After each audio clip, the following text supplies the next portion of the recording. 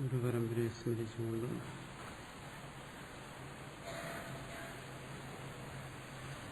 ശ്രീമദ് ഭഗവത്ഗീത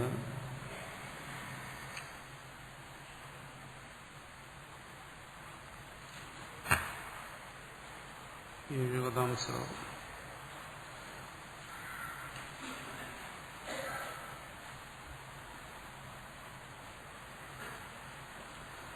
ആപൂര്യമാണമചലപ്രതിഷ്ഠം സമുദ്രം ആപപ്രവിശന്തി യദ്വത് തദ്വത് കാമായം പ്രവിശന്തി സർവേ സശാന്തിമാപ്നോതി ന കാമകാമീ.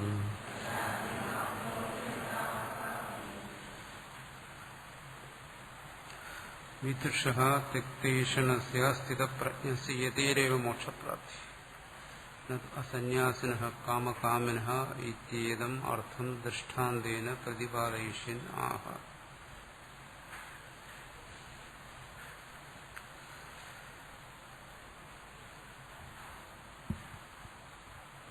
വിദുഷഃ വിദ്വാൻ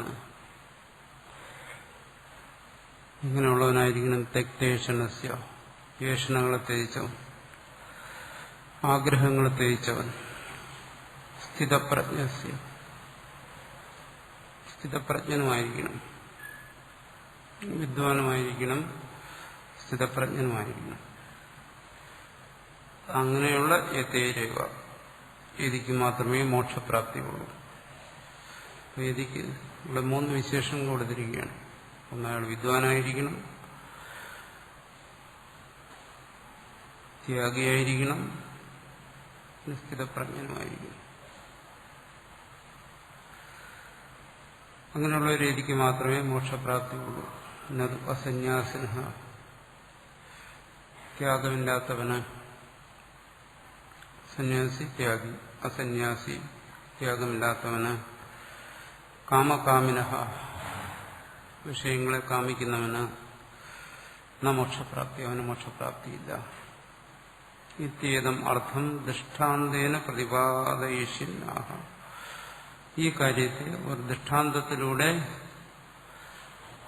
പ്രതിപാദനം ചെയ്യുന്നതിന് വേണ്ടിയിട്ടാണ് 70ാമത്തെ ശ്ലോകം ഇവിടെ പറയുന്നത്.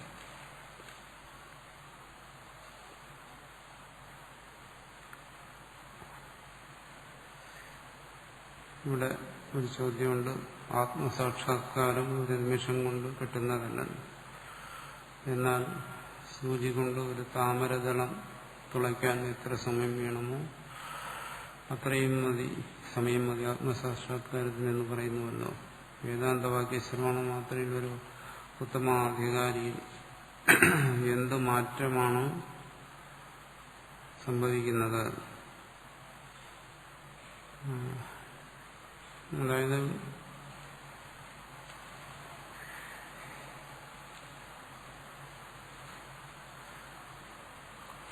കാലം നമ്മൾ മുമ്പ് ചർച്ച ചെയ്തിട്ടുണ്ട്.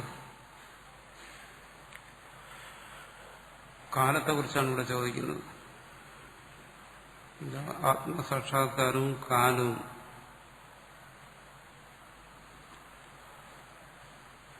തമ്മിലുള്ള ബന്ധത്തെക്കുറിച്ചാണ്. കാലം എന്ന് പറയുന്നത് മുമ്പ് ഈ ഗീതാ ക്ലാസ്സിൽ തന്നെ നമ്മൾ ചർച്ച ചെയ്തിട്ടുണ്ട്. അത് അവിദ്യാകാര്യമാണ്. കാലം എന്ന് പറയുന്നത് അവിദ്യയുടെ സൃഷ്ടിയാണ്. എങ്ങനെയാണ് ഈ സ്ഥൂല ശരീരം അജ്ഞാനസൃഷ്ടം എന്ന് പറയുന്നത്, അതുപോലെ കാലവും അജ്ഞാനസൃഷ്ടമാണ്.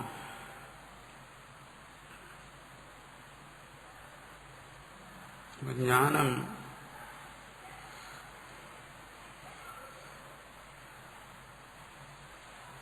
മോക്ഷത്തെ നൽകുന്നതാണ്.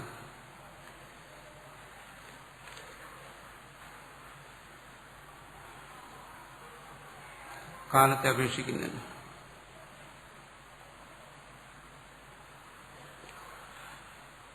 അതാണ് മുഖ്യമായിട്ടുള്ളത്.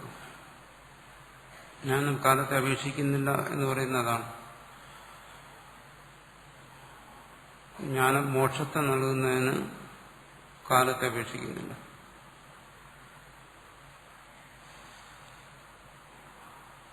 ജ്ഞാനം അതിന്റെ ഉത്പത്തി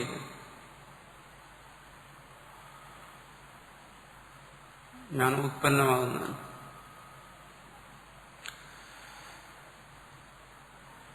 കാലദേശാദികളെല്ലാം അപേക്ഷിക്കുന്നുണ്ട്.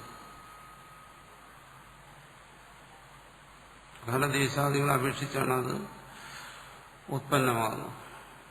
അതേസമയം അത് മോക്ഷത്തെ നൽകുന്നതിന് വേണ്ടി കാലദേശാദികളെയൊന്നും അപേക്ഷിക്കുന്നില്ല.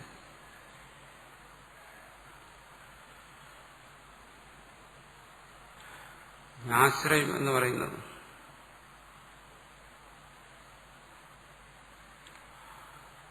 ഒരു വസ്തു മറ്റൊന്നിനെ ആശ്രയിക്കുമ്പോൾ രണ്ടു തരത്തിലാണ് ആശ്രയിക്കുന്നത്.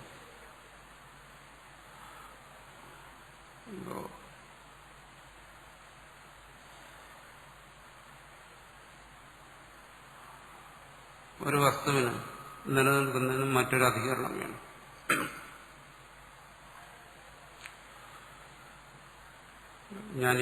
ഇരിക്കുന്നതിന് പീഠം വേണം. ഈ പീഠത്തെ ആശ്രയിച്ചുകൊണ്ടേ എനിക്കിവിടെ നിലനിൽപ്പുള്ളൂ. ഇത് ഒരു തരത്തിലുള്ള ആശ്രയമാണ്. എങ്ങനെയാണ് ഒരു വസ്തു അതിന്റെ നിലനിൽപ്പിന് അതിന്റെ അധികരണത്തെ ആശ്രയിക്കുന്നത്, അതുപോലെ ജ്ഞാനം അതിന്റെ ഉത്പത്തിയിൽ കാലത്തെ ആശ്രയിക്കുന്നുണ്ടെങ്കിലും ഇതുപോലെ ആശ്രയിക്കുന്നില്ല. ജ്ഞാനം എങ്ങനെയാണ് ആശ്രയിക്കുന്നത്? അഗ്നി എങ്ങനെയാണോ ഇന്ധനത്തെ ആശ്രയിക്കുന്നത്, അഗ്നി ഇന്ധനത്തെ ആശ്രയിക്കുന്നത് എങ്ങനെ? ഇന്ധനത്തെ നിലനിർത്തിക്കൊണ്ടല്ല ആശ്രയിക്കുന്നു. പക്ഷെ അഗ്നി ഇന്ധനത്തെ ആശ്രയിക്കുമ്പോൾ എന്ത് ചെയ്യുന്നു? അത് ആശ്രയിക്കുന്നുണ്ട്, പക്ഷെ അതിനെ നശിപ്പിച്ചുകൊണ്ടാണ് അതിനെ ആശ്രയിക്കുന്നത്. പക്ഷെ ഒരു വസ്തു മറ്റൊരു അധികരണത്തെ ആശ്രയിക്കുമ്പോൾ അങ്ങനെയല്ല. അവിടെ രണ്ടും നിലനിൽക്കുന്നു. രണ്ടും തമ്മിൽ വ്യത്യാസമാണ്. അഗ്നി അതിന്റെ ഇന്ധനത്തെ ആശ്രയിക്കുമ്പോൾ അത് എന്തിനാണോ ആശ്രയിക്കുന്നതിനെ നശിപ്പിച്ചുകൊണ്ട് അത് നിലനിൽക്കുന്നു. അത് ഉത്പന്നമാകുന്നു. അതേത് നിമിഷം ഉത്പന്നമാകാൻ തുടങ്ങുന്നു ആ നിമിഷം തന്നെ അതിന്റെ നാശവും തുടങ്ങും. ജ്ഞാനം ഉത്പന്നമാകുന്നത് അവിദ്യയെ കാലദേശത്തെ ആശ്രയിച്ചുകൊണ്ടാണെങ്കിലും അത് അഗ്നിയെ പോലെയാണ്. അതെന്ത് ചെയ്യുന്നു? ഏതിനെ ആശ്രയിച്ചാണോ അത് ഉത്പന്നമാകുന്നത് അതിനെ നശിപ്പിച്ചുകൊണ്ടാണ് അത് ആശ്രയിക്കുന്നത്. ഭൗതികമായ സ്ഥൂലമായൊരു ഉദാഹരണമാണ് അഗ്നിയും ഇന്ധനവും. പക്ഷെ അതിനേക്കാൾ എത്രയോ സൂക്ഷ്മമാണ് ജ്ഞാനവും അതിന്റെ ഉപാധികളും, അതിനാശ്രയിക്കേണ്ടി വരുന്ന ഉപാധികൾ. കാലത്തെ അപേക്ഷിക്കുന്നില്ല എന്ന് പറയുന്നത് ഇതുകൊണ്ടാണ്.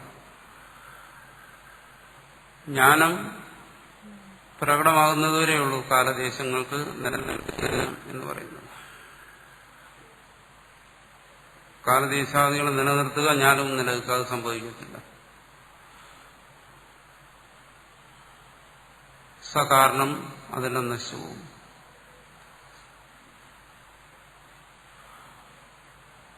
എന്നാണ് അതിനെ സംബന്ധിച്ച് നമ്മൾ മനസ്സിലാക്കേണ്ടത്. അപ്പോൾ ഈ ചോദ്യത്തിന്റെ താല്പര്യം അതാണ്. അതുകൊണ്ട് ഇന്ന കാലത്തിൽ ഇന്ന ദേശത്തിൽ ഒരു വസ്തുവിനെ കുറിച്ച് നമുക്ക് പറയാം. ഈ പുസ്തകം ഇന്ന കാലത്ത്, വർത്തമാനകാലത്ത്, ഇന്ന ദേശത്ത് മേശപ്പുറത്തിരിക്കുന്നു എന്ന് പറയാം. ജ്ഞാനത്തെക്കുറിച്ച് അങ്ങനെ പറയാൻ പറ്റില്ല. എന്തുകൊണ്ട്? എങ്ങനെയാണോ പ്രകാശത്തിൽ അന്ധകാരം നശിച്ചുപോകുന്നു, അതുപോലെ ജ്ഞാനോത്പത്തിയിൽ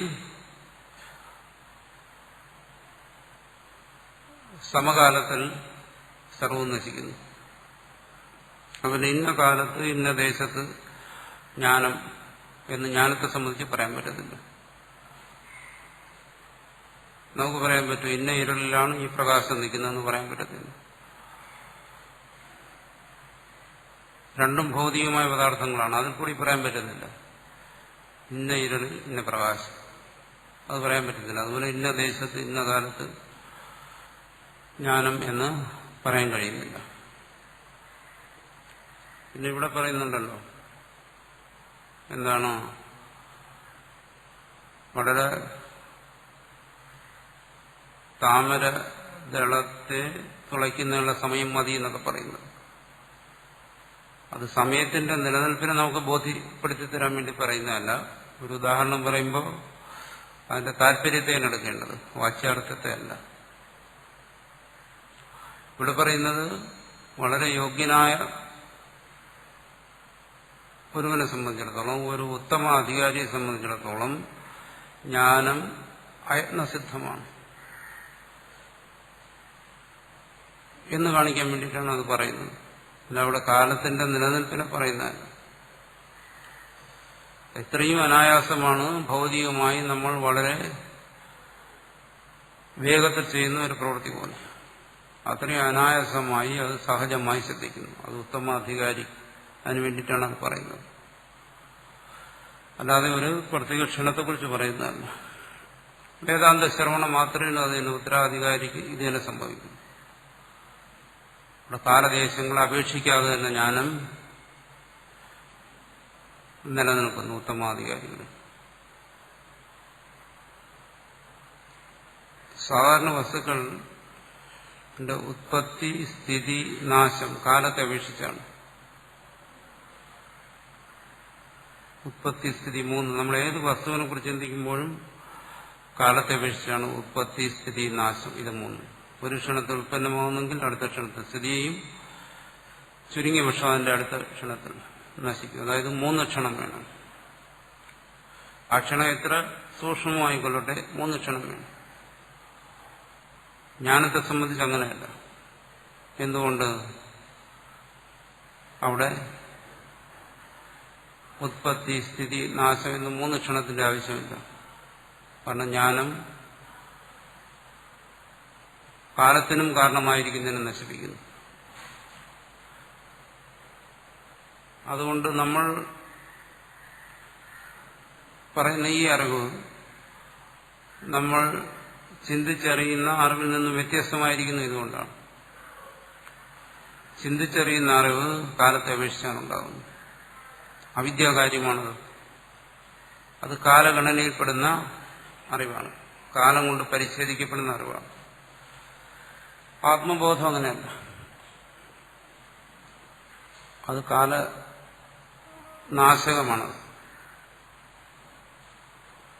അതുകൊണ്ടാണ് ആത്മാവിനെ നിത്യമെന്ന് പറയുന്നത്. കാലം കൊണ്ട് പരിച്ഛിന്നമാകുന്ന ഒന്നല്ല.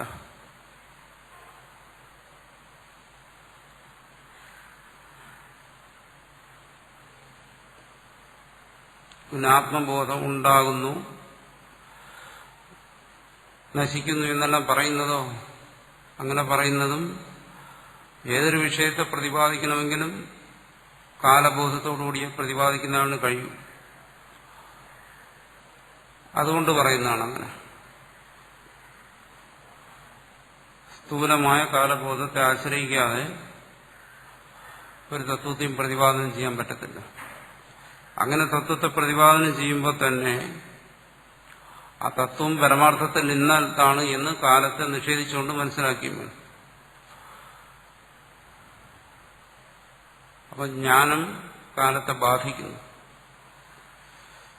ജ്ഞാനത്തിൽ കാലമില്ല എന്നുള്ളതാണ് പരമാർത്ഥം. അത് അറിഞ്ഞുകൊണ്ട് തന്നെ ജ്ഞാനം ഉണ്ടാകുന്നു, നിലനിൽക്കുന്നു, നശിക്കുന്നു എന്നെല്ലാം പറയുന്നു. പക്ഷേ നമ്മൾ സാധാരണ ഉണ്ടാകുന്ന ജ്ഞാനം, അറിവ്, ചിന്തിച്ചുണ്ടാകുന്ന അറിവ്, അവിടെയെല്ലാം അത് കാലത്തെ അപേക്ഷിക്കുന്നു, കാലദേശ സാപേക്ഷമാണ്. ആത്മബോധം അതിനപേക്ഷിക്കുന്നില്ല.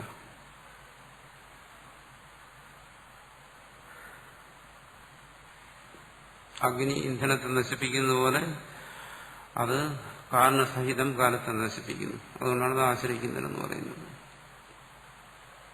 ശ്രവണ മാത്രമല്ല ഒരാൾക്ക് ജ്ഞാനം ഉണ്ടാകുന്നു എന്ന് പറയുന്നിടത്തും ഇത് തന്നെ സംഭവിക്കുന്നത്. ശ്രവിച്ചതിന് ശേഷം മനനം ചെയ്യുന്നു, അവിടെ ബോധം ഉണ്ടാകുന്നു, ആ ബോധം ദൃഢപ്പെട്ടു വരുന്നു. ഇത്തരം സന്ദർഭങ്ങളിലെല്ലാം കാലത്തെ അപേക്ഷിച്ചാണ്. പക്ഷെ അത് അപരോക്ഷമായി തീരുമ്പോൾ അവിടെ കാലാപേക്ഷയില്ല. അതാണ് കഴിഞ്ഞ ദിവസം പറഞ്ഞത്.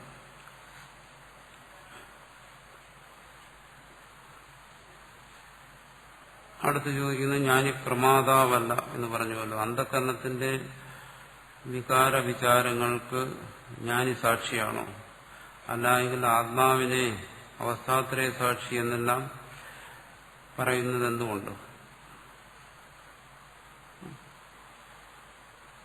ജ്ഞാനി പ്രമാതാവല്ല എന്ന് പറഞ്ഞത് ഇതുപോലെ തന്നെയാണ്. ജ്ഞാനത്തിന്റെ സ്വഭാവം തന്നെ എന്താണ്? അജ്ഞാനത്തെ നശിപ്പിക്കുക എന്നുള്ളത്.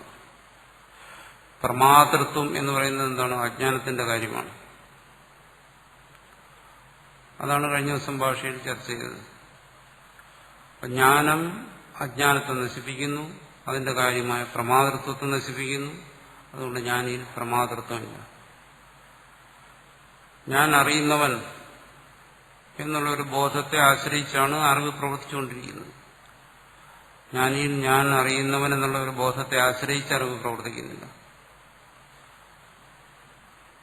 പ്രമാദത്വം അവിടെ നഷ്ടപ്പെട്ടിരിക്കുന്നു. അതിന്റെ യുക്തിയിലൂടെയാണ് അത് മനസ്സിലാക്കുന്നത്. എങ്ങനെ?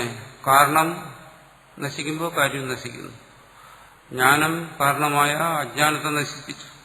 എന്തിന്? പ്രമാതൃത്വത്തിന് കാരണമായ. അപ്പോൾ ആ പ്രമാതൃത്വം നശിച്ചു. അതുകൊണ്ട് ജ്ഞാനിയിൽ അത് നിലനിൽക്കുന്നില്ല എന്നുള്ളതാണ്. അത് മനസ്സിലാക്കുന്നതിനുള്ള യുക്തി. അന്ധകരണത്തിന്റെ വികാര വിചാരങ്ങൾക്ക് ജ്ഞാനി സാക്ഷിയാണ് എന്നാണ്.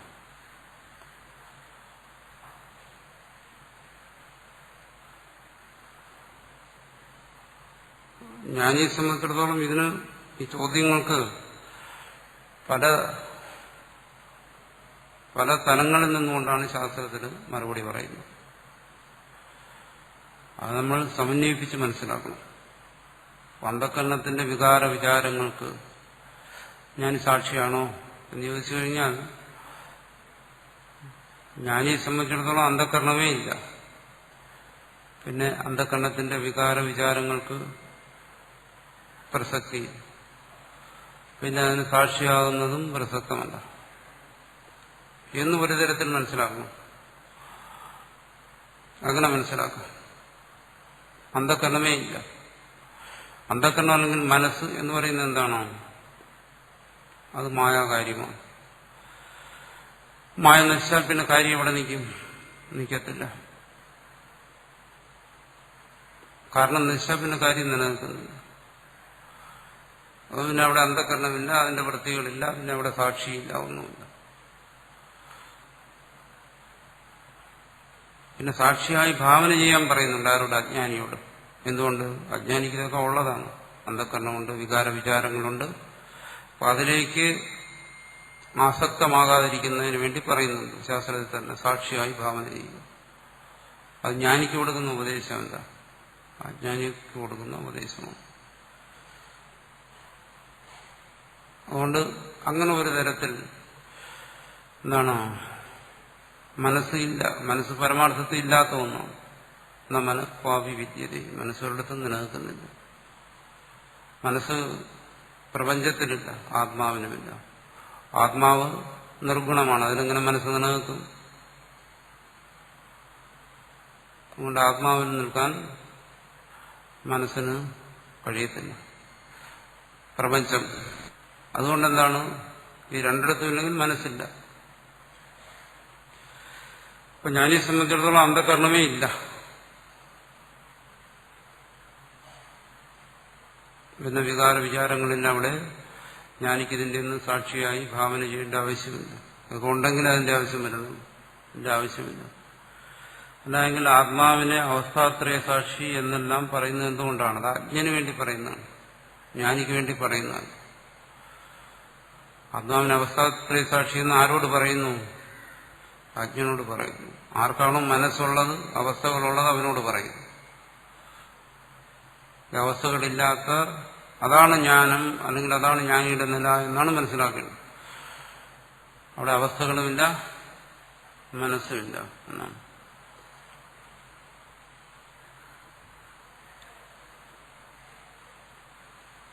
അപ്പോൾ മറ്റു ചില കാര്യങ്ങൾ ഓർക്കേണ്ടി വരും.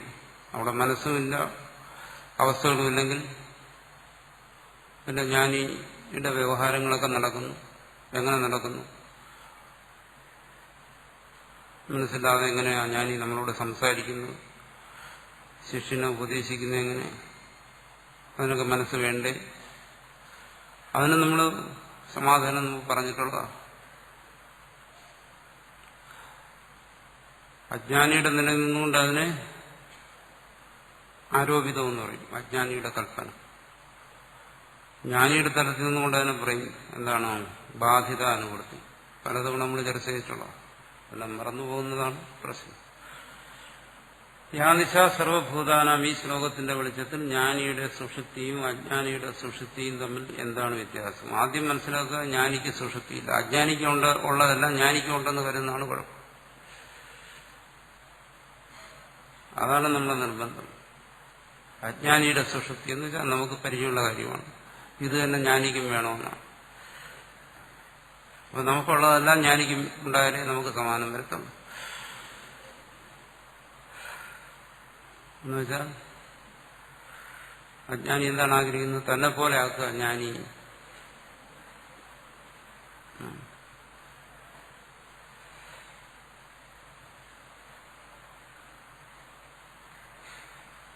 അപ്പോ അജ്ഞാനിയെ പോലെ അല്ല ജ്ഞാനി. അജ്ഞാനിക്ക് സുഷുപ്തിയുണ്ട്, ജ്ഞാനിക്ക് സുഷുപ്തിയില്ല. ഇനി ആരും പരിശോധിക്കാനൊന്നും പോകരുത്.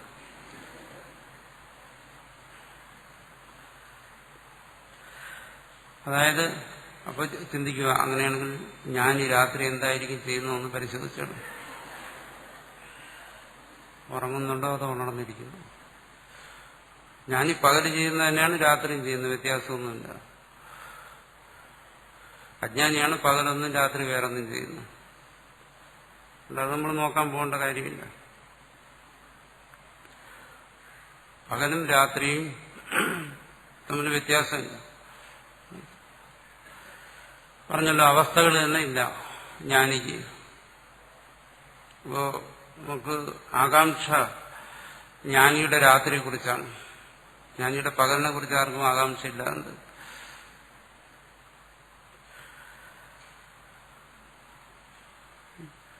അപ്പോ അജ്ഞന് ഈ പകലും രാത്രിയും തമ്മിൽ വ്യത്യാസമുണ്ട്.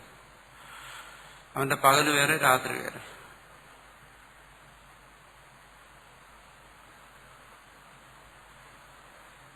അത് അജ്ഞനുണ്ട്. അപ്പൊ അവൻ കരുതുന്നു എന്താണ്? തന്റെ പകലിനും രാത്രിക്കും വ്യത്യാസമുണ്ട്. ജ്ഞാനിക്ക് വ്യത്യാസം കാണുമെന്നാണ് കരുതുന്നത്. എന്തെങ്കിലും പ്രത്യേകത കാണും. അജ്ഞനെ സംബന്ധിച്ച് അത് ശരിയാണ്. അതുകൊണ്ടാണ് രാത്രി സൂര്യ ഉദിക്കാത്തത്. പക്ഷേ ജ്ഞാനിയെ സംബന്ധിച്ച് അങ്ങനെയില്ല. രാവും പകലും, അതായത് ജാഗ്രത സുഷുപ്തിയും, അങ്ങനെ അവസ്ഥാഭേദമില്ല. അവരെയും അവന് ജ്ഞാനി ഉറങ്ങുന്നത് കാണുന്നുണ്ടല്ലോ. അതിന് നേരത്തെ സമാധാനം പറഞ്ഞു. ആ സമാധാനം തന്നെ അവിടെയും മനസ്സിലാക്കിക്കൊള്ളു. ജ്ഞാനിക്ക് പ്രപഞ്ചത്തിന്റെ നിഴൽ പോലും ഇല്ലല്ലോ എന്നാണ്. ഒരു വസ്തു ഉണ്ടെങ്കിലേ എന്തുവരും നിഴലുണ്ടാവും. വസ്തു ഇല്ലെങ്കിൽ നിഴലുണ്ടാവും. നിഴൽ പോലും ഇല്ല എന്ന് പറഞ്ഞു കഴിഞ്ഞാൽ വസ്തു ഇല്ലെങ്കിലും നിഴലുണ്ടാകാമെന്ന് ഒരു ധ്വനിയുണ്ട്. അതിന് വസ്തു ഉള്ളിടത്തെ നമുക്ക് നിഴലിനെ കുറിച്ച് സങ്കല്പിക്കാൻ പറ്റും. നിലനിൽക്കുള്ളൂ നിഴലിന്. പ്രപഞ്ചമേ ഇല്ലാത്തത് പിന്നെ നിഴലെങ്ങനെ? അത് പ്രത്യേകിച്ച് പറയേണ്ട കാര്യമില്ല. നിഴൽ പോലും ഇല്ലല്ലോ എന്ന് പറയേണ്ട കാര്യമില്ല. എന്തുകൊണ്ട്? പ്രപഞ്ചമേ ഇല്ലെന്ന് പറഞ്ഞു കഴിഞ്ഞാൽ ഇല്ലാത്തതിന്റെ നിഴലെങ്ങനെ ഉണ്ടാവും? പിന്നെ ഇല്ലാത്തതിന്റെ നിഴലിനെ കുറിച്ച് ആശങ്കിക്കേണ്ട കാര്യമില്ല. അത് നേരത്തെ പറഞ്ഞതുപോലെയുള്ള ആശങ്കയാണ് ജ്ഞാനിയുടെ രാത്രിയെക്കുറിച്ചുള്ള ആശങ്ക. ജ്ഞാനിയുടെ പകല് സ്പഷ്ടമാണ്, ആശങ്കിക്കുന്നത്, സംശയിക്കുന്നു. പിന്നെ രാത്രിയിൽ മാത്രമേ ഗവേഷണത്തിന്റെ ആവശ്യമുള്ളൂ. അതുപോലെയാണിത്. ജ്ഞാനിക്ക് പ്രപഞ്ചമില്ല, പിന്നെ നിഴലിനെ കുറിച്ച് ചിന്തിക്കേണ്ട കാര്യമില്ല. എന്നാൽ വസിഷ്ഠൻ രാമനോട് ഭഗവാൻ ശ്രീകൃഷ്ണൻ വിദ്വാൻമാരോടും ലോകസംഗ്രഹാർത്ഥം കർമ്മം ചെയ്യാൻ ഉപദേശിക്കുന്നതിന്റെ താല്പര്യം എന്താണ്? ആദ്യം നമ്മൾ മനസ്സിലാക്കണം, ജ്ഞാനിക്ക് ആരും ഉപദേശിക്കുന്നില്ല. ജ്ഞാനി നമ്മളൊക്കെ ഉപദേശിക്കത്തേ ഉള്ളൂ. ഇവരാരും ഉപദേശിക്കും? വസിഷ്ഠനും കൃഷ്ണനും ഒന്നും ഉപദേശിക്കാറില്ല.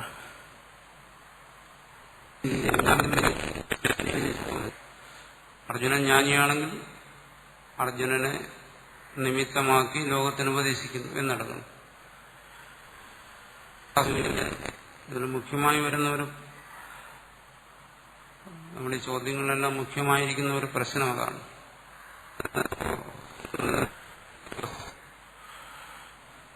അതിനെയാണ് ബാധ്യതാനുവൃത്തി എന്ന് പറഞ്ഞത്, പ്രാരബ്ധം എന്ന് പറയുന്നു.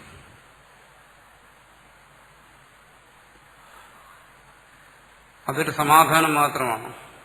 എന്തുകൊണ്ട്? അജ്ഞൻ കഴിഞ്ഞ ദിവസം നമ്മൾ ചർച്ച ചെയ്തതാണ്. അജ്ഞൻ തന്റെ നിലയിൽ നിന്നുകൊണ്ട് ജ്ഞാനിയെ മനസ്സിലാക്കാൻ ശ്രമിക്കുമ്പോൾ അജ്ഞനെ ബോധിക്കുന്ന ഒരു സമാധാനം എന്നേ അതിനർത്ഥമുള്ളൂ.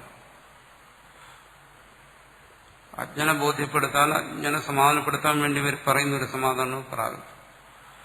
വാസ്തവത്തിൽ അതിനെക്കുറിച്ച് എന്താണ് പറയുന്നത്? പ്രാരബ്ധം കൊനു.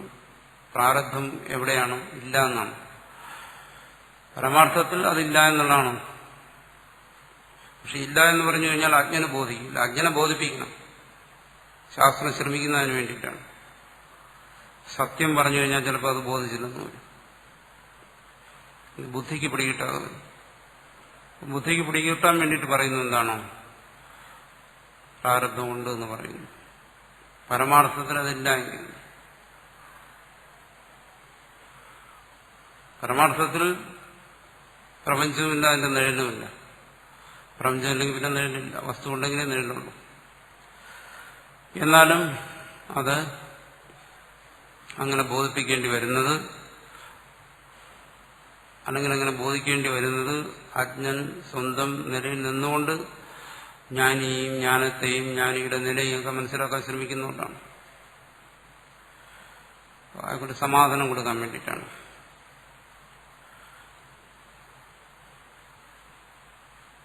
ഭിദ്യന്തേ ഹൃദയഗ്രന്ഥി ഛിദ്യന്തേ സർവ സംശയ. ശ്രുതി തന്നെ പറയും. അപ്പൊ അജ്ഞന്റെ സംശയത്തിന് സമാധാനമായി ഇത്തരം സമാധാനങ്ങൾ പറയുന്നുണ്ട്. പക്ഷെ അത് ശരിക്കും ബോധിക്കുന്ന എപ്പോ? തസ്മിൻ ദൃഷ്ടേ. അവിടെ ഈ സംശയം തീരത്തുള്ളൂ. സാക്ഷാത്കാരമേ ഈ സംശയത്തെ പരിഹരിക്കത്തുള്ളൂ. അപ്പോൾ ആ അനുഭവത്തിന്റെ നിലയിൽ നിന്ന് മാത്രമേ ഇതിന്റെ പരിഹാരം ഉണ്ടാകത്തുള്ളൂ. ആ അനുഭവത്തിൽ വരുന്നതുവരെ യുക്തിയെ അവലംബിച്ച് ചോദ്യവും സമാധാനവും ഇങ്ങനെ പറഞ്ഞുകൊണ്ടിരിക്കേണ്ടി വരും. അത് അങ്ങനെ സമാധാനപ്പെടുത്താൻ വേണ്ടിയിട്ടാണ്, അല്ല അത് സത്യമായതുകൊണ്ടല്ല. പലതവണ ഞാൻ പറഞ്ഞിട്ടുണ്ട്, അസത്യേ പത്മനി സ്ഥിത്വ തത് സത്യം സമീഹത. ഇതാണ് ശാസ്ത്രത്തിന്റെ മാർഗം. സത്യത്തെ ബോധിപ്പിക്കുന്നത് അസത്യമായ മാർഗങ്ങൾ ഉപയോഗിച്ചിട്ടാണ്. അപ്പൊ അസത്യത്തിന്റെ ഭാഷയാണ് ഉപയോഗിക്കുന്നത്. സത്യത്തിന് ഭാഷയില്ലാത്തതുകൊണ്ട്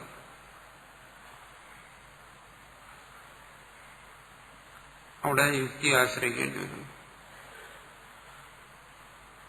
അനുഭവത്തിലൂടെ മാത്രമേ എന്താണ് ഛിദ്യന്തേ സർവസംശയ, സർവസംശയ വിച്ഛിത്തി അത് സംഭവിക്കത്തുള്ളൂ. പക്ഷെ എന്നാലും യുക്തിക്ക് ബോധ്യപ്പെടണം, അതൊരാവശ്യമാണ്. മനനത്തിന് അതാവശ്യമാണ്. അതുകൊണ്ട് ചോദ്യം തെറ്റല്ല ഒരിക്കലും. ചോദ്യം ചോദിക്കുന്ന സംബന്ധമല്ല. കാരണം മനനം എന്ന് പറയുന്നത് ഈ ചോദ്യവും സമാധാനവും മനനം. അതുകൊണ്ട് ഈ മായാമോഹത്തെ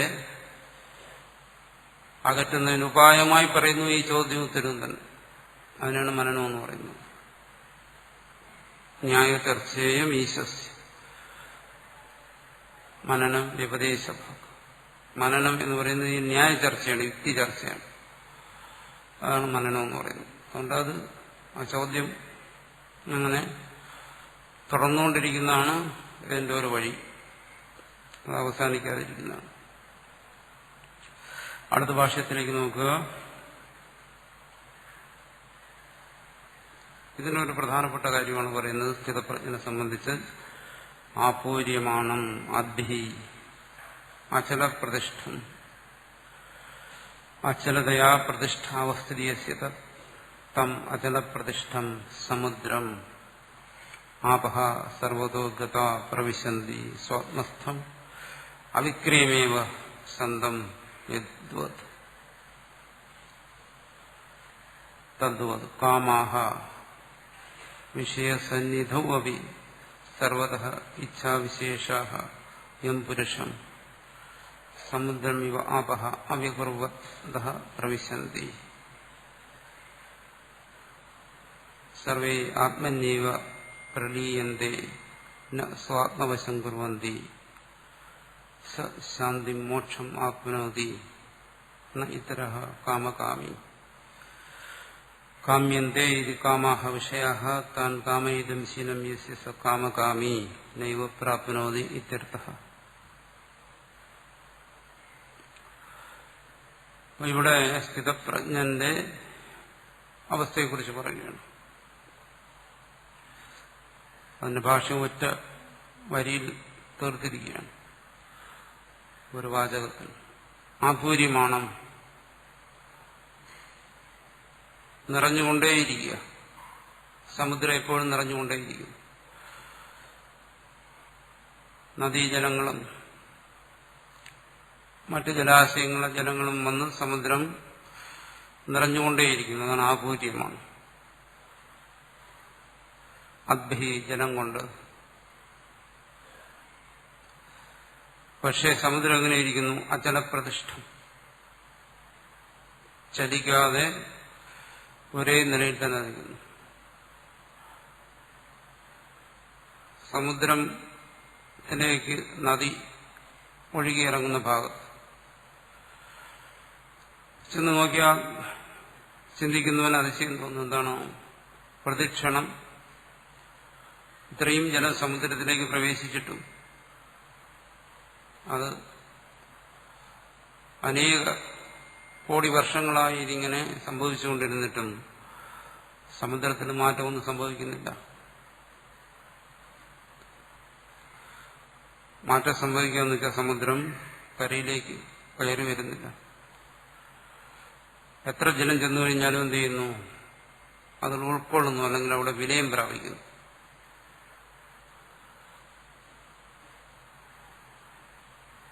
എന്തുകൊണ്ടങ്ങനെ പറയുന്നു? ഒരു ചെറിയ ജലാശയത്തിൽ പുറത്തുനിന്ന് വെള്ളം ചെന്നു കഴിഞ്ഞാൽ, നദിയോ മറ്റൊരു ചെറിയ ജലാശയത്തിലേക്ക് പ്രവേശിച്ചു കഴിഞ്ഞാൽ എന്ത് ചെയ്യുന്നു? അത് കരകവിഞ്ഞൊഴുകുന്നു, അതിനെ ഇളക്കി മറിക്കുന്നു. മഴ പെയ്തു കഴിഞ്ഞ് വെള്ളം കയറി കഴിഞ്ഞാൽ അത് അതിനെ അടിയോടെ മറിച്ച് കളയുന്നു. സമുദ്രത്തിന് സംഭവിക്കുന്നില്ല. അത് അചലപ്രതിഷ്ഠമായിരിക്കുന്നു.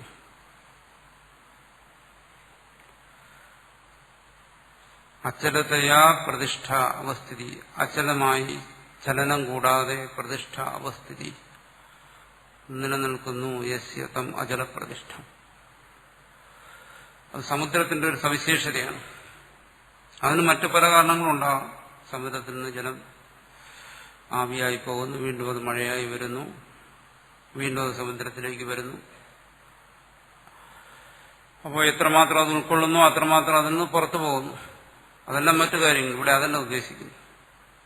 ഇവിടെ ഉദ്ദേശിക്കുന്നത് ആ സമുദ്രത്തിന്റെ അചലത. അതാണ് ദൃഷ്ടാന്തം. ഒരു ചെറിയ ജലാശയത്തിന് സംഭവിക്കുന്നത് സമുദ്രത്തിൽ സംഭവിക്കുന്നില്ല. അതാണ് ഒരു അജ്ഞന്റെ മനസ്സിൽ സംഭവിക്കുന്നത് തത്വജ്ഞന്റെ മനസ്സിൽ സംഭവിക്കുന്നില്ല. അതാണ് ഇവിടെ ഉദാഹരണമായിട്ട് എടുക്കേണ്ട ആ ഭാഗമാണ്. സമുദ്രത്തിൽ അത് സംഭവിക്കാത്തതിന് വേറെ കാരണങ്ങളില്ല. അങ്ങനെ ചിന്തിക്കാൻ വേണ്ടിയില്ല. ചെറിയൊരു ജലാശയത്തിൽ സംഭവിക്കുന്നത് സമുദ്രത്തിൽ സംഭവിക്കുന്നത് അത് അജലപ്രതിഷ്ഠമായി തന്നെ ഇരിക്കുന്നു. ഒരു ചെറിയ ജലാശയത്തിൽ അല്പം വെള്ളം കൊണ്ട് തന്നെ അതിനെ ഇളക്കി മറിച്ച് കരകവിഞ്ഞ് അത് ഒഴുകുന്നു. പക്ഷെ സമുദ്രത്തിൽ സംഭവിക്കുന്നില്ല. അജലപ്രതിഷ്ഠം അചലതയാ പ്രതിഷ്ഠാവസ്ഥിതം അജലപ്രതിഷ്ഠം. കര കവിയുന്നില്ല, സ്ഥിരമായി നിൽക്കുകയും ചെയ്യുന്നു. സമുദ്രം ആപഹ സർവതോഗത പ്രവിശന്തി. സമുദ്രത്തിൽ എന്ത് ചെയ്യുന്നു? സർവതോഗത 4 ഭാഗത്തു നിന്ന് പ്രവിശന്തി സമുദ്രത്തിലേക്ക് പ്രവേശിക്കുന്നു. എന്നിട്ടും സ്വാത്മസ്ഥം അവിക്രിയമേവ സന്തം. അത് സമുദ്രമായി തന്നെ നിലനിൽക്കുന്നു. ഈ വരുന്ന ജലത്തിന്റെ അളവനുസരിച്ച് സമുദ്രത്തിൽ നിന്ന് ജലം പുറത്തേക്ക് ഒഴുകുന്നില്ല. അങ്ങനെ ഒഴുകേണ്ടതാണ്. സ്വാത്മസ്ഥം അവിക്രിയമേവ സന്തം യദ്വത് തദ്വത്. അതുപോലെ കാമാഹ, ജ്ഞാനിയിലേക്കും വരുന്നു കാമങ്ങൾ, തത്വജ്ഞാനിലേക്കും. വിഷയസന്നിധോപി സർവത ഇച്ഛാവിശേഷ. വിഷയസന്നിധിയിൽ തന്നെ ജ്ഞാനിയിലും കാമങ്ങൾ വരുന്നു, ജ്ഞാനിയിലും വിഷയങ്ങൾ എന്ന് പറയുന്നു. വിഷയങ്ങൾ എന്താണ് നമ്മൾ പറയുന്നുണ്ടല്ലോ? ശബ്ദസ്പർശ രൂപരസഗന്ധം. ജ്ഞാനി ശരീരത്തോടുകൂടിയിരിക്കുന്നു, ജ്ഞാനിയിൽ ഇന്ദ്രിയങ്ങൾ പ്രവർത്തിക്കുന്നു, ജ്ഞാനിയുടെ മനസ്സ് പ്രവർത്തിക്കുന്നു. സ്വാഭാവികമായിട്ടും നമുക്ക് ഊഹിക്കാം എന്താണ്. അപ്പോൾ ജ്ഞാനിക്കും വിഷയങ്ങളുണ്ട്. ശബ്ദസ്പർശരൂപ രസ വിഷയങ്ങൾ.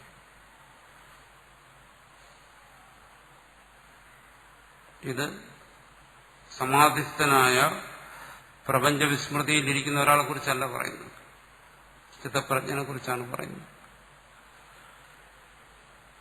പ്രജ്ഞ നശിച്ചാലിനെ കുറിച്ചല്ല പറയുന്നത്. അപ്പൊ പ്രജ്ഞ ഉള്ളിടത്ത് പ്രപഞ്ചമുണ്ട്.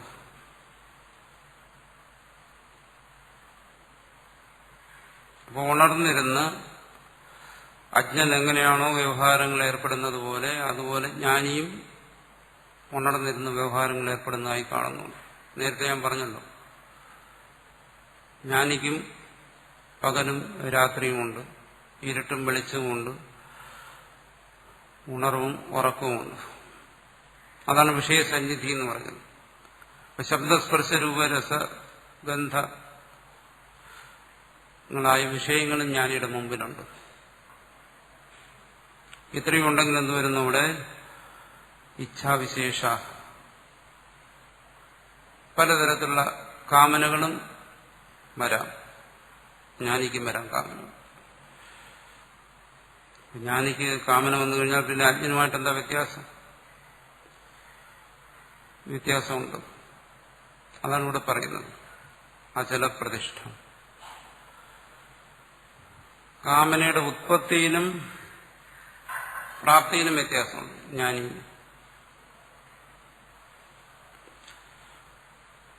അജ്ഞന് കാമന ഉണ്ടാകുന്നത് എങ്ങനെയാണ്? അജ്ഞനെ വിഷയങ്ങൾ മോഹിപ്പിച്ച് വിഷയങ്ങൾ നിമിത്തമാക്കി ഉള്ളിൽ കാമം ഉണ്ടാകും. സ്ത്രീ, അന്നപാനാദി വിഷയങ്ങൾ മോഹിപ്പിക്കുന്നു. മറിച്ച് അത്തരം കാമനകളാണ് അജ്ഞനിലുണ്ടാകുന്നത്, വിഷയകാമനകൾ. അതവനെ മോഹിപ്പിച്ചിട്ട് അതിൽ നിന്ന് കാമം ഉണ്ടാക്കുന്നു അവന്റെ മനസ്സിൽ. ജ്ഞാനിയിൽ അങ്ങനെയല്ല, കാമം ഉണ്ടാകുന്നു, കാമനകൾ ഉണ്ടാകുന്നു. ജ്ഞാനി വിഷയം മോഹിപ്പിച്ചിട്ട് ആ വിഷയമോഹം കൊണ്ട് ജ്ഞാനിയിൽ കാമം ഉണ്ടാകുന്നില്ല.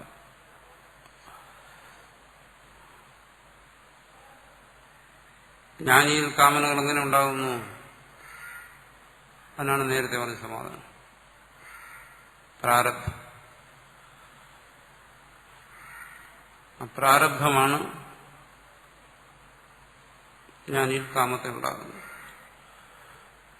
എന്തുകൊണ്ട് വിഷയമോഹം കൊണ്ട് കാമം ഉണ്ടാകുന്നില്ല? അവിടെ വിവേകമുള്ളതുകൊണ്ട്. വിവേകമുള്ളിടത്ത് വിഷയത്തിന് മോഹിപ്പിക്കാൻ കഴിയത്തില്ല. അജ്ഞൻ അതില്ല, അതുകൊണ്ട് വിഷയം അവനെ മോഹിപ്പിക്കുന്നു. ജ്ഞാനിയിൽ അതുണ്ട്, അതുകൊണ്ട് അവിടെ വിഷയങ്ങൾ മോഹിപ്പിച്ച് കാമങ്ങൾ ഉണ്ടാക്കുന്നില്ല. വന്നു കഴിഞ്ഞാൽ പിന്നെ അത് ജ്ഞാനിയില്ല. അജ്ഞാനം അജ്ഞനും തമ്മിൽ വ്യത്യാസമില്ല. പക്ഷെ വിവേകത്തിന് തടുക്കാൻ കഴിയാത്തതാണ് പ്രാരബ്ധം. പ്രാരബ്ധ വേഗത്തെ വിവേകത്തിന് തടുക്കാൻ പറ്റില്ല.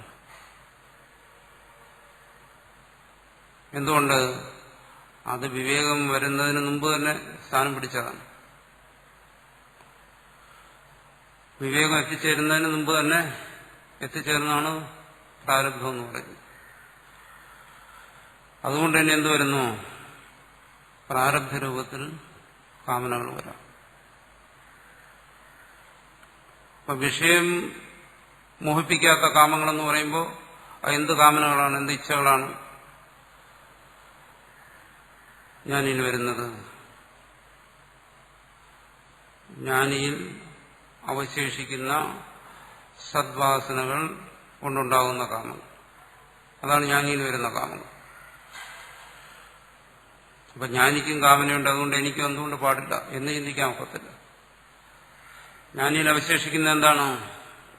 ജ്ഞാനത്തിന് തടസ്സമല്ലാത്ത, ജ്ഞാനത്തിന്റെ ഉത്പത്തിക്ക് തടസ്സമല്ലാത്ത സദ്വാസനകളാണ്. ലോകസംഗ്രഹ പ്രവർത്തനത്തിന് വേണ്ടിയുള്ള കാമനകളാണ് ജ്ഞാനി നിൽക്കുന്നത്. ലോക അനുഗ്രഹത്തിന് വേണ്ടിയുള്ള കാമനകൾ ജ്ഞാനിയിൽ നിലനിൽക്കുന്നു. അതുകൊണ്ട് ജ്ഞാനിയിൽ, അതുകൊണ്ടാണത് ആ പ്രവൃത്തി നടക്കുന്നത്. നേരത്തെ പറഞ്ഞല്ലോ, ഇച്ഛ, ജ്ഞാനം, പ്രവൃത്തി, ഇതൊരു നിയമമാണ്. ജ്ഞാനിക്ക് ശരീരം നിലനിൽക്കുന്നു, ശരീരം നിലനിർത്തണം, അന്നപാനാദികൾ വേണം, അവിടെ കാമന വരും. അതിന് പ്രവൃത്തി ഉണ്ടാകണമെങ്കിലും കാമന വേണം. സൂക്ഷ്മമായ കാമന അവിടെയുണ്ട്, അജ്ഞനുമുണ്ട്. ശരീരം നിലനിർത്തുന്നതിന് വേണ്ടിയുള്ള കാമന സഹജമായി തന്നെ ഇരിക്കുന്നു. അതെങ്ങനെയാണ് സഹജമായിരിക്കുന്നത്? ജ്ഞാനിയിലും അത് ബാധിതമായിട്ട് നിലനിൽക്കുന്നു, ആ കാമനകൾ. പക്ഷെ ജീവനിൽ അത് സഹജമായിരിക്കുന്ന ഈ കാമനകൾ തന്നെ ജീവനെ ബന്ധിപ്പിക്കുന്നു. ജീവൻ ശരീരത്തിൽ ഈ ജീവനെ നിലനിർത്തുന്നതിന് സഹജമായി ജീവനോടൊപ്പം വരുന്ന കാമനകൾ, ആ കാമനകൾ പോലും ജീവനെ ബന്ധിപ്പിക്കുന്നു. ആ കാമനയല്ല, ഒരു അജ്ഞന്റെ ഉള്ളിലുണ്ടാകുന്ന ഏത് കാമനയും അവനെ ബന്ധിപ്പിക്കും. അത് ഇന്നതെന്നില്ല. പ്രാരബ്ധ രൂപത്തിൽ വരുന്ന കാമനകൾ, അജ്ഞനുമുണ്ട് പ്രാരബ്ധം, ജ്ഞാനിക്ക് മാത്രമല്ല. ആ പ്രാരബ്ധ രൂപത്തിൽ വരുന്ന കാമനകളായാലും ശരി, വിഷയമോഹം കൊണ്ടുവരുന്ന കാമനകളായാലും ശരി, ഏത് കാമനയും ജീവനെ ബന്ധിപ്പിക്കും. അതിന് വകതിരിവില്ല, ഇന്നതാണ്. തത്വജ്ഞാനിയാണെങ്കിലോ സ്ഥിതപ്രജ്ഞനാണെങ്കിലോ ഒരു തരത്തിലുള്ള കാമനകളും ബന്ധിപ്പിക്കുന്നില്ല. ആ കാമനകൾ പ്രാരബ്ധ രൂപത്തിൽ വന്നു കഴിഞ്ഞാൽ എത്ര വരും? അതും അനന്തമാണ്. ഓരോ കർമ്മത്തിന്റെയും പിന്നിൽ കാമനയുണ്ട്.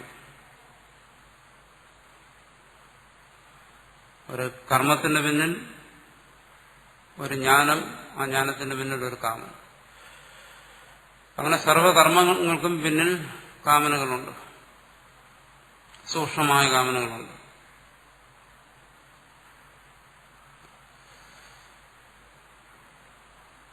ആ കാമനകൾ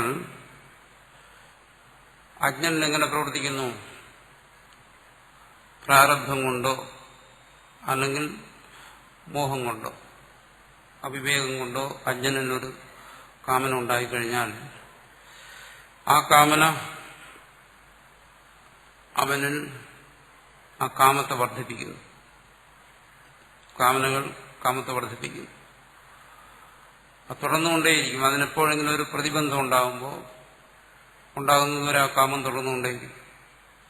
അല്ലെങ്കിൽ മറ്റെന്തെങ്കിലും വികാരങ്ങൾ കാമത്തെ കീഴ്പ്പെടുത്തുന്നതുവരെ കാമം തുടർന്നുകൊണ്ടേയിരിക്കും. ഇത് അജ്ഞനിൽ വരുന്ന കാമത്തിന്റെ പ്രത്യേകതയാണ്.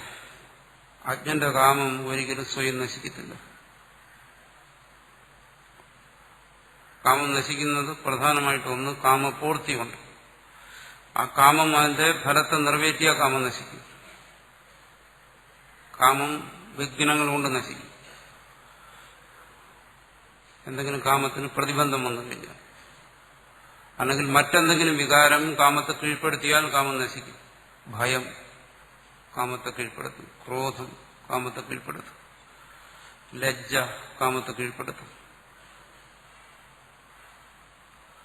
അപ്പൊ വിരോധപ്രത്യയങ്ങൾ എന്ന് പറയും. അതുകൊണ്ട് കാമം നശിക്കും. ഇതാണ് അജ്ഞനിൽ സംഭവിക്കുന്നത്. അല്ലാതെ കാമം തനിയെ നശിക്കത്തില്ല.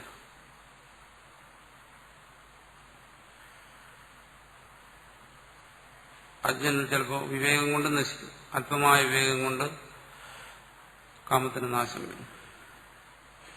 ഇനി ആ നാശം തന്നെ ഏത് രീതിയിൽ നശിച്ചാലും ശരി, ആ നാശത്തിന് ആത്യന്തികമായ നാശം സംഭവിക്കില്ല. കാരണം നശിച്ചു കഴിഞ്ഞാൽ അടുത്ത ക്ഷണം വീണ്ടും തലവെക്കും.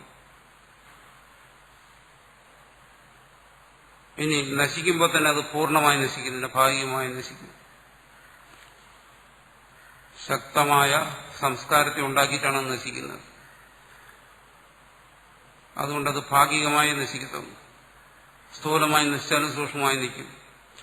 ഇതൊക്കെയാണ് അജ്ഞന്റെ കാമത്തിന്റെ സവിശേഷതകൾ. അതുകൊണ്ടാണ് കാമം മനസ്സിനെ സദാ വിക്ഷോഭിപ്പിച്ചുകൊണ്ടിരിക്കുന്നത്. മനസ്സിനെ ക്ഷുബ്ധമാക്കി ചലിപ്പിച്ചുകൊണ്ടിരിക്കും. അത് ഏതുപോലെ ചെറിയൊരു ജലാശയത്തിലേക്ക് വലിയൊരു നദി പ്രവഹിക്കും പോലെയാണ്. ആ ജലാശയത്തെ ഇളക്കി മറിച്ച് കലക്കി അതിനെ കരകവിയും ആ നിലയിലാക്കി തീർക്കും. ഇത് അജ്ഞന് സംഭവിക്കുന്നു. പക്ഷെ ഇതൊന്നും തന്നെ ജ്ഞാനി സംഭവിക്കുന്നില്ല. ജ്ഞാനിയിലുണ്ടാകുന്ന കാമങ്ങൾ അതെങ്ങനെയാണോ സമുദ്രത്തിലേക്ക് ചെല്ലുന്ന ജലം നമുക്കതിനെ പ്രത്യേകിച്ച് കാണാൻ കഴിയുന്നില്ല. പുറത്തു നിന്ന് വന്ന ജലം സമുദ്രജലം എന്ന് കാണാൻ കഴിയുന്നില്ല. അതുപോലെ ജ്ഞാനിയിൽ വരുന്ന കാമങ്ങൾ ജ്ഞാനിയുടെ ആ വിവേകത്തോട് ഏകീഭവിച്ചു പോകും. ഇവിടെ ഭാഷ്യകാരൻ പറയും പ്രലീയന്തേ, വിലയിച്ചു പോകുന്നു. അത് വിലയിക്കുന്നതിന് കാമപൂർത്തിയുടെ ആവശ്യമില്ല, പ്രതിബന്ധത്തിന്റെ ആവശ്യമില്ല, വിരോധപ്രത്യയങ്ങളുടെ ആവശ്യമില്ല. എന്തുകൊണ്ട്? ആ കാമനകൾ ദുർബലങ്ങളാണ്. നിരന്തരം അത് ജ്ഞാനിയുടെ മനസ്സിലേക്ക് കടന്നു വന്നാലും അത് ആ ജ്ഞാന സാന്നിധ്യത്തിൽ എല്ലാം വിലയിച്ചു പോകും. സമുദ്രത്തിൽ എങ്ങനെയാണോ ജലം അപ്രത്യക്ഷമാകുന്നത്, അതുപോലെ വിവേകത്തിൽ ഇതെല്ലാം അപ്രത്യക്ഷമാകുന്നു. അപ്പൊ കാമം അജ്ഞനൊരു വലിയ വിഷയമാണ്. അതിനെ അവന് ജയിക്കാൻ കഴിയുന്നില്ല, അവനതിന് കീഴ്പ്പെട്ടു പോകുന്നു. ഇവിടെ പറയുന്നു സ്വാത്മവശം കുറുവന്തി, കാമം അവനെ കീഴ്പ്പെടുത്തുന്നു. അവനതിന് അധീനനായി പോകുന്നു, ആവശ്യനായി പോകുന്നു. പരവശത, കാമത്തിന് അധീനമാകുക, അതാണ് മനസ്സിന്റെ പരവശത. സർവ്വ വിഷയങ്ങളിലുള്ള കാമത്തിന് അജ്ഞന്റെ മനസ്സ് അവശനായി പോകുന്നു. ജ്ഞാനിയുടെ മനസ്സിന് ആ പാരവശ്യമില്ല, പരവശതയില്ല. അതെന്ത് ചെയ്യുന്നു? വിവേകത്തിൽ അത് വിലയിച്ചു പോകുന്നു. പ്രലീയന്തേ, ആത്മന്യവ പ്രലീയന്തേ, അതാണ് ഭാഷ്യകാരൻ പറയുന്നത്. തന്നിൽ തന്നെ അത് വിലയിച്ചു പോകുന്നു.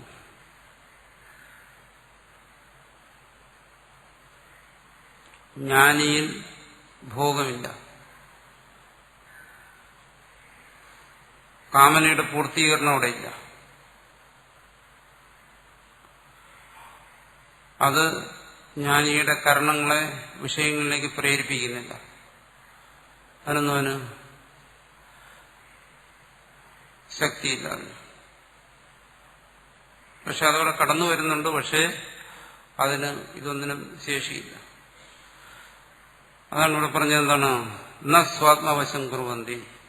ആ കാമം ജ്ഞാനിയുടെ ഒരു കരണങ്ങളെയും തനിക്ക് അധീനമാക്കുന്നില്ല. മറിച്ചത് വന്നതുപോലെ തന്നെ വിലയിച്ചു പോകും. എന്നാൽ അത് വരാതിരുന്നുകൂടെ അത് കഴിയത്തില്ല എന്നുകൊണ്ടാണ് പ്രാരബ്ധം എന്ന് പറയുന്നത്. പക്ഷെ അതിനെ പ്രാരബ്ധം എന്നല്ല പറയുന്നത്. അജ്ഞനുമുണ്ട് പ്രാരബ്ധം. പക്ഷെ ജ്ഞാനിയുടെ പ്രാരബ്ധം എന്താണ് പറയുന്നത്? പ്രാരബ്ധ വിശേഷം എന്ന് പറയും. മറ്റ് പ്രാരബ്ധത്തിന് എന്ന് പറയും അത് പ്രാരബ്ധ സാധാരണം, സാധാരണമായിട്ടുള്ള പ്രാരബ്ധമാണ്. ജ്ഞാനിയുടെ പ്രാരബ്ധം എന്ന് പറയുന്നത് വിശേഷ പ്രാരബ്ധം. അജ്ഞന്റെ കാമനകളെ എപ്പോഴും നിയന്ത്രിക്കുന്നത് അവന്റെ ദുർവാസനകളാണ്. ജ്ഞാനിയുടെ കാമങ്ങൾ ജ്ഞാനിയുടെ സദ്വാസനയ്ക്ക് അനുസൃതമായാണ് വരുന്നത്. അത് ലോകസംഗ്രഹത്തിനും ലോകാനുഗ്രഹത്തിനും വേണ്ടിയുള്ള കാമനകൾ മാത്രമാണ്. അത് ലോക കല്യാണത്തിനുതകുന്നു. അജ്ഞന്റത് അങ്ങനെയല്ല. ആ കാമനകൾ അവനെ നശിപ്പിക്കുന്നു, ലോകത്തെ നശിപ്പിക്കുന്നു. അതുകൊണ്ടാണ് പരമാർത്ഥത്തിൽ ലോകസംഗ്രഹവും സേവനമൊക്കെ ജ്ഞാനിക്കേ കഴിയും. പരമാർത്ഥത്തിൽ അജ്ഞനതിന് കഴിയില്ല. അജ്ഞൻ അങ്ങേയറ്റം വന്നാൽ അവനവനെ സേവിക്കാൻ കഴിയും, അവനവനെ സംഗ്രഹിക്കാൻ കഴിയും. ലോകത്തെ സംഗ്രഹിക്കാൻ കഴിയത്തില്ല. എന്തുകൊണ്ട്? അവൻ പരവശനാണ്. അവന് തന്നെ സ്വയം ചികിത്സ ആവശ്യമാണ്.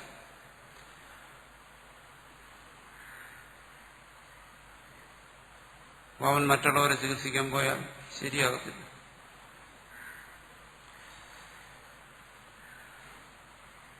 അത് ജ്ഞാനിക്കേ കഴിയും, മറ്റുള്ളവരെ ചികിത്സിക്കാൻ.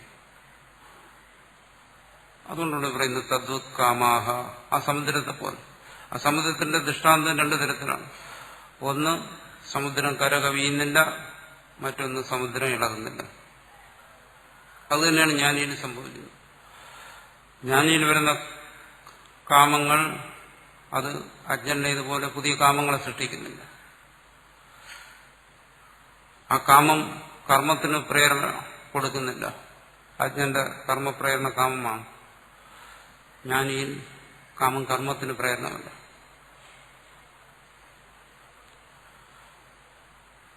ജ്ഞാനിയുടെ ലോകസംഗ്രഹ പ്രവൃത്തികൾക്കത് കാരണമല്ല. പ്രാരബ്ധം വിശേഷം എന്ന് പറയുന്നത് അതുകൊണ്ടാണ്. പിന്നെ ആ കാമനകൾ വന്നു കഴിഞ്ഞാൽ അത് സ്വയം തന്നെ വിലയിച്ചു പോകും. അത് നശിക്കുന്നതിന് വേണ്ടി അത് മറ്റൊന്നിനെയും കാത്തു നിൽക്കുന്നില്ല.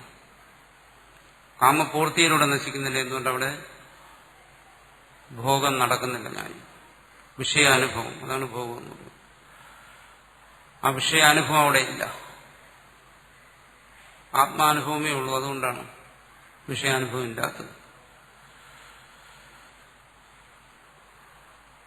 അതുകൊണ്ടവിടെ കാമനയ്ക്ക് പിന്നെ നിലനിൽപ്പില്ല. ഒരു കാരണം വരുമ്പോൾ തീർച്ചയായും അതൊരു കാര്യത്തെയും പ്രതീക്ഷിച്ചുകൊണ്ടാണ് വരുന്നത്. കാമം വരുന്നതിന് എന്താണ്? അനുഭവത്തിന് വേണ്ടിയിട്ടാണ്. പക്ഷെ ഞാൻ ഈ സംബന്ധിച്ചിടത്തോളം അത് അനുഭവത്തിന് വേണ്ടി കാത്തു നിൽക്കുന്നില്ല. അത് സ്വയം തന്നെ വിലയിച്ചു പോകുന്നു. സ്വാത്മവശം കുറുവന്തി സർവേ ആത്മന്യേവ പ്രലീയന്തേ. അത് തന്നെ വിലയിച്ചു പോകുന്നു. സർവേ എന്ന് പറഞ്ഞാൽ അത് പ്രാരബ്ധത്തിന്റെ സ്വഭാവമാണ്. അത് ആ സദ്വാസനകൾ ഈ കാമനകളെ നിരന്തരം അനുക്ഷണം സൃഷ്ടിച്ചുകൊണ്ടേയിരിക്കുന്നു. പക്ഷെ അങ്ങനെ സൃഷ്ടിച്ചാലും അത് അവിടെ തന്നെ വിലയും പ്രാപിച്ചുകൊണ്ടേയിരിക്കുന്നു. അതാണ് ആ ശരീരത്തെ നിലനിർത്തുന്നത്, ലോകസംഗ്രഹ പ്രവൃത്തികൾ നിലനിർത്തുന്നത്. അതിന് ആധാരമായിട്ടുള്ളതാണ് ആ കാമം. അതുകൊണ്ടാണ് അത് അവശ്യം ജ്ഞാനിയിലും ഇരിക്കുന്നത്. ജ്ഞാനിയുടെ ശരീരത്തെ നിലനിർത്തണം. ആ ശരീരനാശം വരെ നിലനിർത്തുന്ന അതാണ്. അതുകൊണ്ടാണ് അത് നിരന്തരം എല്ലാ ചലനങ്ങൾക്കും എല്ലാത്തിനും പിന്നിൽ അതുണ്ട്. പക്ഷെ ഉണ്ടെങ്കിലും അത് നശിച്ചുപോകുന്നു. അജ്ഞന്റെ ആ കാമപ്രേരണ ജ്ഞാനിയിലില്ല.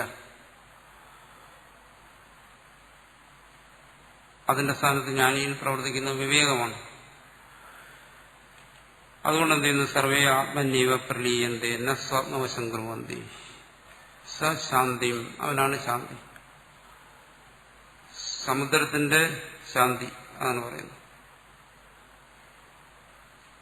അതിന്റെ ഗഹനത കൂടുന്നതിനനുസരിച്ച് അത് ശാന്തമായിരിക്കുന്നു. അതാണ് ജ്ഞാനിയിൽ സംഭവിക്കുന്നത്. ജ്ഞാനത്തിന്റെ ദൃഢത, ജ്ഞാനത്തിന്റെ തെളിമയ്ക്കനുസരിച്ച് ജ്ഞാനിയും ശാന്തി വർദ്ധിച്ചുകൊണ്ടിരിക്കുന്നു. ഒരു സാധകനും അത് തന്നെ. ഒരു സാധകൻ തന്റെ സാധനയിലൂടെ തന്റെ ചിത്തശുദ്ധിയും ആത്മബോധവും വളർത്തുന്നതിനനുസരിച്ച് ചിത്തശുദ്ധി അത് തെളിഞ്ഞു വരുന്നു, ആത്മബോധം വികസിച്ചു വരുന്നു. അതിനനുസരിച്ച് അയാൾക്ക് ശാന്തി അനുഭവപ്പെടുന്നു. അല്ലെങ്കിൽ അയാൾ അസ്വസ്ഥനായി. അയാൾ എല്ലാ സാധനങ്ങളും അനുഷ്ഠിക്കുന്നുണ്ട്, പക്ഷെ അയാൾ അസ്വസ്ഥനായിരിക്കുന്നു. സ്വയം സ്വസ്ഥനായിരിക്കാൻ കഴിയുന്നില്ല. അസ്വസ്ഥതയിൽ നിന്നുകൊണ്ടാണ് അയാളുടെ സാധനങ്ങളെല്ലാം പോകുന്നത്. ഒന്നുകിൽ അയാളുടെ സാഹചര്യങ്ങൾ അയാളെ അസ്വസ്ഥനാക്കും, അല്ലെങ്കിൽ അയാളുടെ സംസ്കാരം അയാളെ അസ്വസ്ഥനാക്കും. രണ്ടു തരത്തിൽ വരാം. ഏതായാലും അയാൾ അസ്വസ്ഥനായിരിക്കും എന്ന് പറഞ്ഞാൽ അയാളുടെ സാധനം ശരിയായ രീതിയിലല്ല പോകുന്നു. പുരോഗതിയുടെ അടയാളം ശാന്തിയാണ്. എവിടെ ശാന്തിയുണ്ടോ അവിടെ അയാൾ സാധനയുള്ളൂ. അല്ലെങ്കിൽ അയാളുടെ സാധനയിൽ എന്തോ പിശക് പറ്റിയിരിക്കുന്നു, സ്വസ്ഥതയില്ല.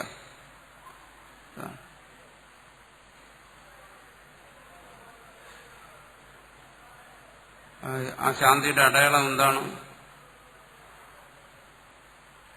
ശാന്തിയുടെ പ്രധാനമായ അടയാളം ശാസ്ത്രത്തിൽ പറയുന്നത് ശബ്ദമാണെന്ന്.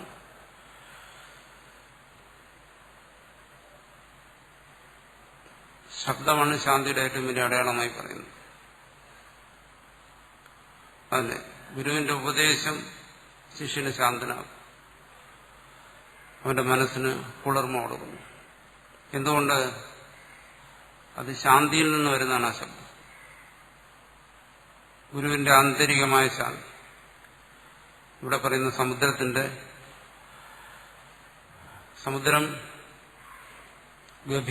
ഗംഭീരമാണ്. അതുപോലെ സ്ഥിതപ്രജ്ഞന്റെ പ്രജ്ഞയും ഗംഭീരമായി, അത് വളരെ ആഴമുള്ളതായിരിക്കും. സ്ഥിതപ്രജ്ഞന്റെ മനസ്സ്, അന്ധകരണം, അത് ആത്മസ്പർശിയാണ്. അജ്ഞന്റേത് വിഷയസ്പർശിയാണ്. ആത്മസ്പർശിയായ ആ അന്ധകരണത്തിൽ നിന്ന് വരുന്ന വാക്ക്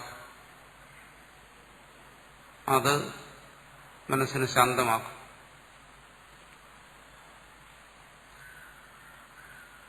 അന്ധകരണത്തിന് കുളിർമ ഉണ്ടാക്കുന്നതാണ് ആ വാക്ക്. ആ വാക്കും അതുപോലെ തന്നെ ഗംഭീരമായി. അതുകൊണ്ടാണ് ശാസ്ത്രങ്ങൾ അതിനെ അടയാളം എന്ന് പറയുന്നത്. ആത്മസ്പർശം വാക്കിനുണ്ടായിരിക്കും, മനസ്സിലുള്ളത് തന്നെ. അതാണ് ആ വാക്കിന് ശിഷ്യന് ആ ബോധത്തെ പകരാൻ കഴിയുന്നത്. ആ ശാന്തിയുടെ പ്രതിധ്വനി വാക്കിലുണ്ടായിരിക്കും. ആ വാക്കിന്റെ ശ്രവണം കൊണ്ട് ശ്രവിക്കുന്നവന്റെ അന്തരാത്മാവിൽ ആ ശാന്തി പ്രതിധ്വനിക്കും. അതാണ് ആ വാക്കിന്റെ മഹത്വം. ഗുരുവിന്റെ മഹത്വം അതാണ്.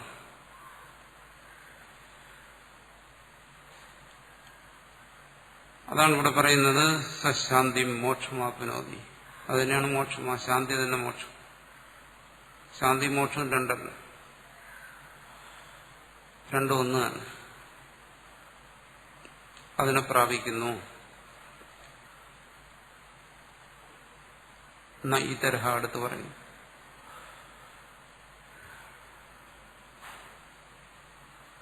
കാമകാമി ഇവിടെ പറഞ്ഞല്ലോ, സമുദ്രം അക്ഷോഭ്യമായിരിക്കുന്നു. പക്ഷെ മറിച്ച് അജ്ഞനാണെങ്കിലോ കാമകാമിയായിരിക്കുന്നു. കാമ്യമായതിനെല്ലാം അവനെ കാമിക്കുന്നു. കാമ്യന്റെ ഇത് കാമാഹ വിഷയാഹ, വിഷയങ്ങൾ. താൻ കാമയിതും ശീലം യസിസ കാമകാമി, വിഷയങ്ങളെ കാമിക്കുന്നവൻ. നൈവപ്രാപ്നോതി, അവനിതിനെ പ്രാപിക്കുന്നില്ല.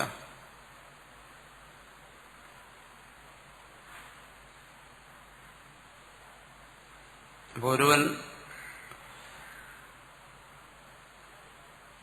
ഗുരുവിനെ സമീപിക്കുന്നത് ഈ ശാന്തിക്ക് വേണ്ടിയിട്ടാണ് സമീപിക്കേണ്ടത്. ആ ശാന്തി, അത് മാത്രമേ ഗുരുവിൽ നിന്നൊരാൾക്ക്, ഒരു സാധകന് പ്രതീക്ഷിക്കാവൂ.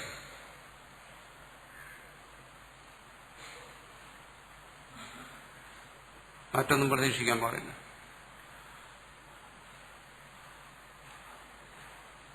യഥാമാം പ്രപദ്യന്തെ താൻ തഥൈവ ഭജാമ്യഹം. ഭഗവാൻ തന്നെ പറയുന്നുണ്ട്. എന്താണ്? എന്നെ ഒരുവൻ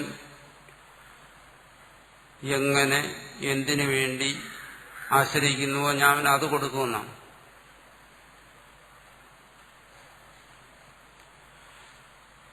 ഈ പറയുന്ന ശാന്തി, അതിനു വേണ്ടിയിട്ടാണ് ഗുരുവിനെ സമീപിക്കുന്നതെങ്കിൽ ഗുരുവിൽ നിന്ന് അത് കിട്ടും. കാമകാമിയായിട്ടാണ് ചെല്ലുന്നതെങ്കിലോ അവനത് കിട്ടും. ചെല്ലു പറയുമല്ലോ, ഗുരുവിന്റെ സന്നിധിയിലും അവനെന്താ തെറ്റിപ്പോയത്? അവൻ ഗുരുവിനോട് അർത്ഥിച്ചത് എന്താണ്? അതവന് കിട്ടി. അവന്റെ മനസ്സിൽ ഉള്ളിലിരിപ്പ് വരെയായിരുന്നു. ഗുരുവിന്റെ സമീപത്തിരുന്നു എന്ന് പറഞ്ഞിട്ട് കാര്യമില്ല. ഗുരുവിന്റെ സമീപത്തിൽ അവൻ കൊണ്ട് ഇരുത്തിയത് എന്തിനെ? തന്റെ കാമനകളെയാണ്. കാമകാമി ആയിട്ടാണ് ഇരുന്നത്. അപ്പോൾ അവനത് കിട്ടി. എന്തർത്ഥിക്കുന്നു അത് കിട്ടുന്നു. അപ്പൊ ഗുരുവിൽ നിന്ന് ശാന്തിയാണ് ഒരുവൻ, മറ്റൊന്നും വേണ്ടാതെ മതി, അതാണ് ഒരുവൻ ആഗ്രഹിക്കുന്നെങ്കിൽ തീർച്ചയായിട്ടും അവനത് തന്നെ കിട്ടും. സാധാരണ പലരും പറയാറുണ്ടല്ലോ, വീടായിരുന്നു ഇതിനും ഭേദം, ആശ്രമത്തിനേക്കാളും അവിടെ കുറച്ചുകൂടി സ്വസ്ഥതയുണ്ടായിരുന്നു. ഇവിടെ അത് നഷ്ടപ്പെട്ടു എന്ന് പറയും. പക്ഷെ വീട്ടിലെ അസ്വസ്ഥത കൊണ്ടാണ് അവനിവിടെ വന്നത്. എന്നിട്ട് ഇവിടെ ഇരുന്ന് പറയുകയാണ് അവിടെ കൂടുതൽ സ്വസ്ഥമായിരുന്നു. എന്നുവെച്ചാൽ അത് മറന്നുപോയി. അവിടെ സ്വസ്ഥമായിരുന്നെങ്കിൽ ഇങ്ങോട്ട് വരേണ്ട ആവശ്യമില്ല. അവിടെയും അസ്വസ്ഥമാക്കിയിരുന്ന എന്താണോ? ഈ പറയുന്ന കാമമാണ്. കാമം എങ്ങനെ അസ്വസ്ഥമാക്കുന്നു എന്ന് പറയുകയാണ്. ഗുരുവിനെ സമീപിച്ചതും എന്തിനു വേണ്ടി? തന്റെ കാമനകളുടെ പൂർത്തീകരണത്തിന് വേണ്ടിയിട്ടാണ്. തന്റെ പല ആഗ്രഹങ്ങളുണ്ടാകും. ആർദ്ധനായിട്ടാണ് സമീപിക്കുന്നത്, ജിജ്ഞാസുമായിട്ടല്ല. ചിലപ്പോൾ പുറമേ ജിജ്ഞാസ കാണും, ഉള്ളിൽ കാണത്തില്ല.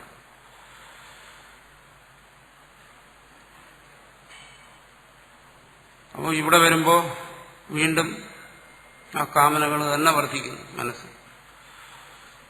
കാരണം ഇവിടെയുണ്ട് കാമിക്കാൻ പലതുമുണ്ട്. പുറം ലോകത്തിലുള്ളതുപോലെ തന്നെ ഇവിടെയുണ്ട് കാമിക്കാൻ പലതും. അപ്പോൾ കാമനകൾ അതിലേക്ക് തിരിയും. അത് പലതരത്തിലുള്ള അസ്വസ്ഥതകൾ ഉണ്ടാക്കും മനസ്സിൽ. അപ്പോൾ അവന് തോന്നുന്നു എന്താണോ, പഴയതാണ് കൂടുതൽ നല്ലത് എന്ന് പറയും. എന്തുകൊണ്ട്? കാമകാമി, അവന് ശാന്തി. അവൻ ഗുരുവിന്റെ സമീപത്ത് പോയാലും ഇല്ല, വീട്ടിലിരുന്നാലും ഇല്ല ശാന്തി. അതിന് ആശ്രമത്തെ കുറ്റം പറഞ്ഞിട്ടോ ഗുരുവിനെ കുറ്റം പറഞ്ഞിട്ടോ കാര്യമില്ല. അവനവൻ തന്നെയാണ് അതിന് കുറ്റക്കാരൻ. എന്തുകൊണ്ട്? അവൻ കാമകാമിയായിട്ടിരിക്കുന്നു എപ്പോൾ. ചെല്ലു പറയുന്നത് ഗുരു തരുമെന്നാണ്. ഗുരു പാഴ്സലായിട്ട് ഇതൊക്കെ അയച്ചു തരും. നമുക്ക് പ്രത്യേകിച്ചൊന്നും ചെയ്യാൻ നമ്മൾ ത്യാഗികളായിട്ടിരുന്നോണ്ടാം എന്ന് പറയും. ഈ പറയുന്നിടത്ത് മാത്രമേ ഉള്ളൂ ത്യാഗം. ബാക്കിയുള്ള ഒരു സ്ഥലത്തും ഇത് കാണത്തില്ല. ബാക്കി പല കാമനകളെയും മനസ്സിൽ സംരക്ഷിച്ചുകൊണ്ടാണ് പറയുന്നത്. തനിക്ക് ആവശ്യമുള്ളതിനെല്ലാം താൻ തന്നെ സംരക്ഷിക്കും. എന്നിട്ട് പറയും ശ്രേഷ്ഠമായതല്ല, ഇതുപോലെയുള്ള വലിയ വലിയ കാര്യങ്ങളെല്ലാം ഗുരുവിൽ നിന്ന് വരട്ടെ, ബാക്കിയുള്ളതെല്ലാം ഞാൻ തന്നെ നേടിക്കോളാം. അത് തിരിച്ചറിയത്തില്ല. തന്റെ മനോഭാവം എന്നതാണെന്ന് പോലും ഈ പാവം തിരിച്ചറിയത്തില്ല. താൻ വലിയ ഫിലോസഫി പറയുന്നു എന്നുള്ള വിചാരത്തിലാണ് പറയുന്നത്. ഗുരു തരട്ടെ എന്ന് പറയുന്നത് മൂഢതയാണത്. എന്തുകൊണ്ട്? കഴിഞ്ഞ ദിവസം ഞാൻ പറഞ്ഞതുപോലെ ക്ഷുദ്രങ്ങളായ നിസ്സാരങ്ങളായ കാമനകളെ വളരെ തീവ്രമായി പിടിച്ചിരിക്കുകയാണ്. അത് എത്ര തീവ്രമായി താൻ അതിനെ ഉൾക്കൊണ്ടിരിക്കുന്നു എന്ന് തിരിച്ചറിയുന്നില്ല. താൻ പിടിച്ചിരിക്കുന്ന കാര്യങ്ങൾ എത്ര നിസ്സാരങ്ങളാണെന്ന് തിരിച്ചറിയുന്നില്ല. വലിയ വലിയ കാര്യങ്ങളിൽ ചെറിയ ആഗ്രഹം വയ്ക്കുന്നതും അതിലും വലിയ അപകടമാണ് ചെറിയ കാര്യങ്ങളിൽ വലിയ ആഗ്രഹം വയ്ക്കുന്നത്. കാരണം അവിടെ കാമത്തിന് തീവ്രത വർദ്ധിക്കുക.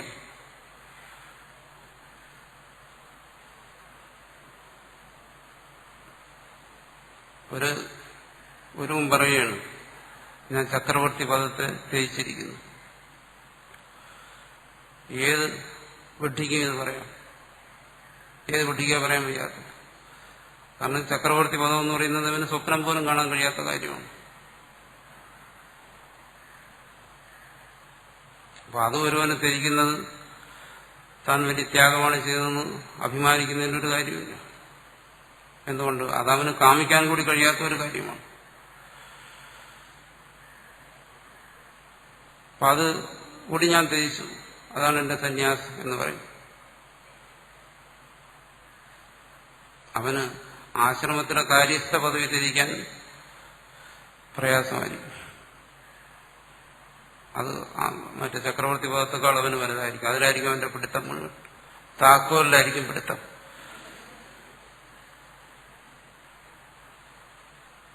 പറയും ഞാൻ ത്യാഗി. എന്തുകൊണ്ട്? ഞാൻ ചക്രവർത്തി പദം വരെ ത്യജിച്ചവനാണ്. പക്ഷെ തന്റെ പിടി താക്കോലിന് മുറുകിയിരിക്കുന്ന വിവരം ഈ പാവം അറിയുന്നില്ല. എവിടെ ഒരു പിടിയുണ്ട്, അത് തനിക്ക് വിടാൻ പറ്റുന്നില്ല. അപ്പൊ ഇവൻ ഇതിനുള്ള യോഗ്യതയേ ഉള്ളൂ. ഈ നിസ്സാരമായ കാര്യത്തിൽ പിടിക്കുന്നതിനുള്ള ഹെൽപ്പേ അവനുള്ളൂ. അതും തിരിച്ചറിയത്തില്ല. അപ്പോ ഗുരു സന്നിധിയിലാണെന്ന് പറഞ്ഞിട്ട് കാര്യമുണ്ടോ? ഇല്ല. കാമകാമി തന്നെയാണ്. അപ്പോൾ വലിയ വിഷയങ്ങളിൽ കാമനകളില്ലാതിരിക്കുക, അതിലും അപകടമാണ്. ചെറിയ വിഷയങ്ങളിൽ വലിയ കാമങ്ങൾ വരിക. കാമം അവിടെ ശക്തിപ്പെടുന്നു, അവന് ശാന്തി വരത്തില്ല.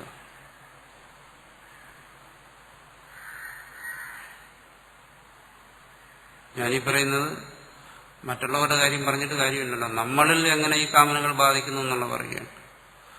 പൊതുജനത്തിനെ നമ്മളിപ്പോൾ നന്നാക്കിയിട്ട് കാര്യമൊന്നുമില്ല. സ്വന്തം അനുഭവങ്ങളെക്കുറിച്ച് പറയുകയാണ്. അങ്ങനെയാണിത് പിടിക്കുന്നത്. മനുഷ്യനെ സാധകന്മാർ പിടികൂടുന്ന അങ്ങനെയാണ്. അവന് ശാന്തി വരത്തില്ല. ആ ശാന്തിക്ക് ശാസ്ത്രത്തെ പറഞ്ഞിട്ടോ ആശ്രമത്തെ പറഞ്ഞിട്ടോ ഗുരുവിനെ പറഞ്ഞിട്ടോ ഒന്നും കാര്യമില്ല. അവനവന്റെ ശാന്തി അവനവനിൽ തന്നെ വരണം.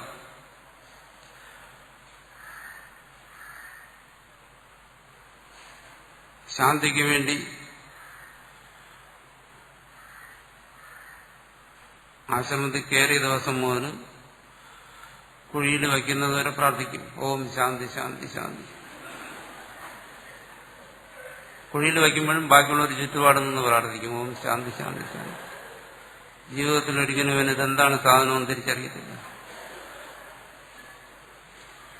എന്തുകൊണ്ട്? ഇതാ കാരണം. ഇത് പിടിവിടാൻ കഴിയുന്നില്ല. കാമകാമിയായിരിക്കുന്നു. താൻ കാമയിതും ശീലമേസ്യസ കാമകാമി നൈവ ആപ്നോതി. അവനൊരിക്കലും ശാന്തിയെ പ്രാപിക്കത്തില്ല. അതുകൊണ്ട് അതിസൂക്ഷ്മമായി നമ്മെ ബാധിക്കുന്ന ഈ കാമനകളെ തിരിച്ചറിഞ്ഞ് ഉപേക്ഷിക്കുക. അതിനു വേണ്ടിയിട്ടാണ് ഈ ജ്ഞാനിയുടെ പരമമായ നിലയെക്കുറിച്ച് പറഞ്ഞതിന് ശേഷം വീണ്ടും താഴോട്ട് വന്ന് അജ്ഞന്റെ നിലയെ കൂടെ പറയുന്നു. ഇവിടെ ശാന്തി മാപ്നോതി ന കാമകാമി എന്ന് രണ്ടും പറയുന്നു. ശാസ്ത്രത്തിൽ രണ്ടു തരത്തിലും പറയും. ആദ്യം ജ്ഞാനിയുടെ ആ പരമമായ നിലയെക്കുറിച്ച് പറയും, പിന്നെ ശ്രോതാവിന്റെ നിലയെക്കുറിച്ച് പറയും. അത് പറയുന്നതിന് വേണ്ടി ഇതിന് രണ്ടിനെയും ബന്ധപ്പെടുത്തി ചിന്തിക്കാൻ വേണ്ടിയിട്ടാണ്, സ്വാനുഭവത്തിലേക്ക് കൊണ്ടുവരാൻ വേണ്ടിയിട്ടാണ്. അതുകൊണ്ട് ആ ശാന്തിയെ ആർജിക്കുക, അതാണ് മോക്ഷം.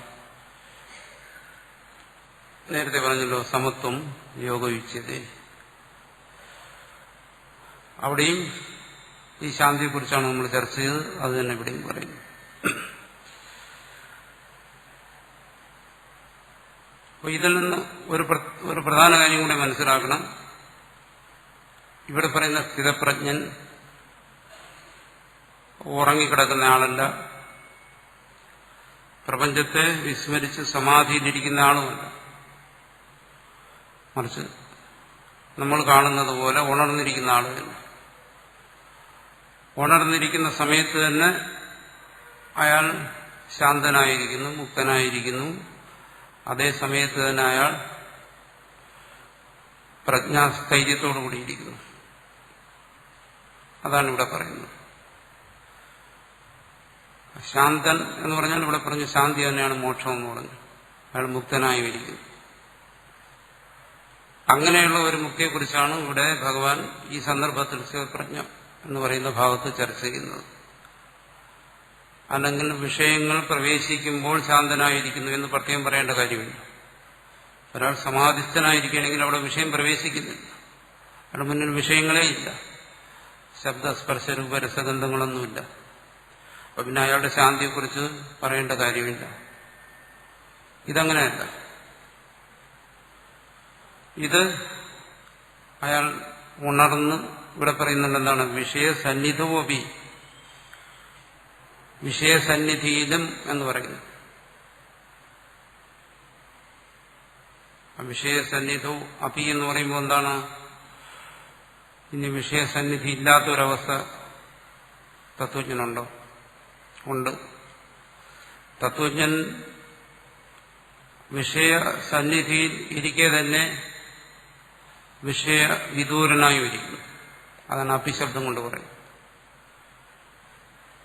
വിഷയ സമീപത്തിലിരിക്കുന്ന സമയം തന്നെ അയാൾ വിഷയത്തിൽ നിന്നും വിദൂരനായും ഇരിക്കുന്നു. വിഷയങ്ങൾ അയാളെ പ്രാപിക്കുമ്പോൾ തന്നെ തത്വജ്ഞൻ വിഷയങ്ങൾക്ക് അപ്രാപ്യനായും ഇരിക്കുന്നു. അത് തത്വജ്ഞന് മാത്രം കഴിയുന്ന ഒരു കാര്യമാണ്. അല്ലെങ്കിൽ അജ്ഞൻ കാണുകയാണ് എന്താണ് അയാൾ വിഷയസന്നിധിയിൽ ഇരിക്കുന്നതായിട്ട്.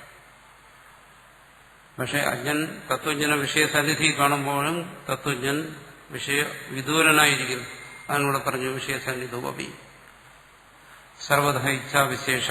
ഭാഷ്യത്തിൽ പറയുന്നു എല്ലാ ഇച്ഛാവിശേഷങ്ങളും ആ ശരീരം നിലനിർത്തുന്നതിന് തുടങ്ങി ലോകസംഗ്രഹം വരെയുള്ള സർവ ഇച്ഛാവിശേഷങ്ങളും യം പുരുഷം, ഏതൊരു പുരുഷനെയാണോ സമുദ്രമിവ ആപഹ, സമുദ്രത്തിൽ എങ്ങനെയാണോ ജലം പ്രവേശിച്ചാലും അത് അക്ഷോഭ്യമായി സ്ഥിതി ചെയ്യുന്നത്, അവികുർവന്തഃ പ്രവിശന്തി, യാതൊരു വികാരങ്ങളും ഉണ്ടാക്കാതെ പ്രവേശിക്കുന്നു.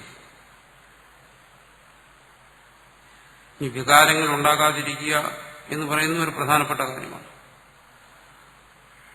ഒരു കാമം മനസ്സിലേക്ക് വന്നു കഴിഞ്ഞാൽ അത് മനസ്സിൽ ഉണ്ടാക്കുന്ന വികാരം എന്ന് പറയുന്നത് തുടർന്ന് കാമങ്ങളെ സൃഷ്ടിക്കുക എന്നുള്ളതാണ്. പിന്നെ അതിനനുബന്ധിയായി മനസ്സിൽ ലജ്ജ, ഭയം, ക്രോധം എങ്ങനെയാണോ തുടർന്ന് വരുന്ന സാഹചര്യങ്ങൾ അതനുസരിച്ച് ഇത്തരം വികാരങ്ങൾ മനസ്സിൽ ഉണ്ടാക്കുന്നു. ഇതാണ് സാധാരണ മനുഷ്യന്റെ മനസ്സിൽ കാമം ഉണ്ടാക്കുന്ന വികാരങ്ങൾ. ലജ്ജ, ഭയം, ക്രോധം ഇതിനൊക്കെ ഉണ്ടാകും. അല്ലെങ്കിൽ കാമവർദ്ധവനെ ഉണ്ടാക്കും. പക്ഷെ ജ്ഞാനിയിലാണെങ്കിലോ ഇതൊന്നും തന്നെ ഉണ്ടാകുന്നില്ല. ലജ്ജ, ഭയം, ക്രോധം തുടങ്ങിയ വികാരങ്ങളൊന്നും മനസ്സിൽ ഉണ്ടാക്കുന്നില്ല. സർവേ ആത്മന്യേവ പ്രലീയന്തേ, അത് പ്രത്യക്ഷമാവുന്ന നിലയ്ക്ക് തന്നെ അത് നശിച്ചു പോകുന്നു. വിവേകത്തിൽ അത് വിലയിച്ചു പോകുന്നു. സ്വാത്മവശം കുർവന്തി, അന്ധകരണത്തിന് കീഴ്പ്പെടുത്തുന്നില്ല. സശാന്തി മോക്ഷം ആപ്നോതി, അവൻ മോക്ഷത്തെ പ്രാപിക്കുന്നു എന്നാണ് ഇവിടെ പറഞ്ഞത്. ഇനി ആ ശ്ലോകത്തിലേക്ക് നോക്കുക.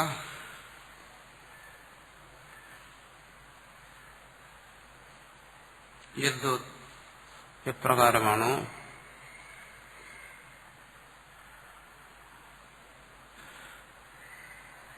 ആപൂര്യമാണം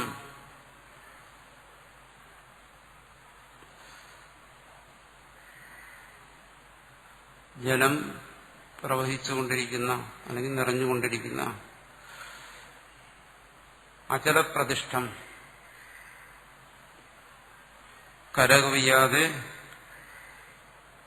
നിലനിൽക്കുന്ന സമുദ്രം, സമുദ്രത്തിലേക്ക് ആപഹ പ്രവിശന്തി, ജലം പ്രവേശിക്കുന്നത്, തദ് അതുപോലെ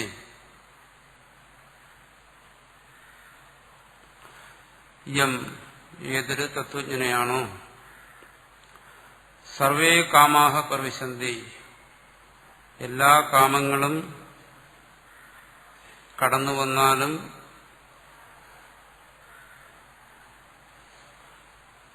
ചലിപ്പിക്കാതിരിക്കുന്നത്,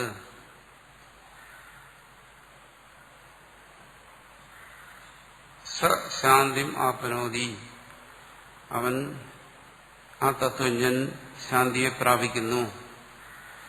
ന കാമകാമി, കാമ്യവിഷയങ്ങളെ കാമിക്കുന്നവനായ കാമി പുരുഷൻ അതിനെ പ്രാപിക്കുന്നില്ല, ശാന്തിയെ പ്രാപിക്കുന്നില്ല.